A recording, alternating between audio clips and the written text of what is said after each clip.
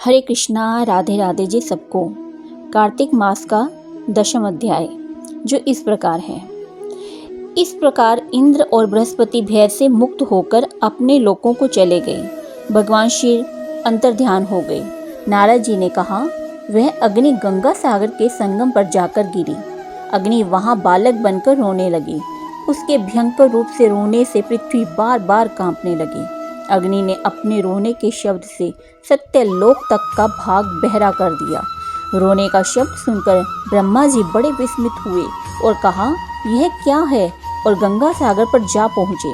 समुद्र की गोद में उस बालक को देखकर ब्रह्मा जी ने कहा, यह अद्भुत बालक कौन है।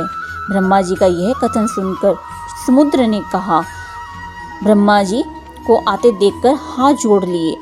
समुद्र ने ब्रह्मा जी को प्रणाम करके उस बालक को उनकी गोद में बैठा दिया और कहा, हे जगत गुरु, हे गंगा सागर के संगम में उत्पन्न हुआ है, कृपया इसके जात कर्म आदि संस्कार कीजिए।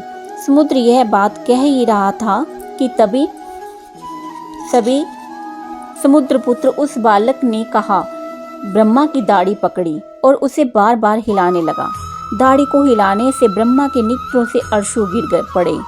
बड़ी कठिनाई से जब ब्रह्मा जी ने उस बालक से अपनी दाढ़ी को छुड़ाया तो वे समुद्र से बोले, इसने हमारे नेत्रों से जल निकाला है, इसलिए यह जलंधर नाम से प्रसिद्ध होगा।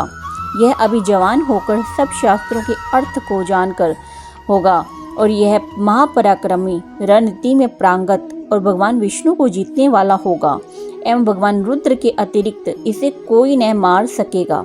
ऐसा कहकर उन्होंने शुक्राचार्य को बुलवाया और उसे राजगद्दी पर बिठाया। फिर समुद्र से आज्ञा लेकर ब्रह्मा जी अंतर्ध्यान हो गए। ब्रह्मा जी की कही हुई बात सत्य हो गई तो उसे देखकर सागर बहुत प्रसन्न हुआ और काल नेमी की पुत्री वृंदा को उसकी पत्नी बनाने का प्रस्ताव किया। तत्पश्चात काल नेमी आदि राक्षसों ने प्रसन्न होकर उस पुत्री का दान उसके लिए किया। अत्यंत प्रेम करने वाली और वश में रहने वाली वृंदा को पत्नी रूप में प्राप्त कर जलंधर शुक्राचार्य की सहायता से पृथ्वी पर राज्य करने लगा। इसी के साथ यह 10वां अध्याय समाप्त होता है। हरि बोल, हरि बोल, हरि बोल।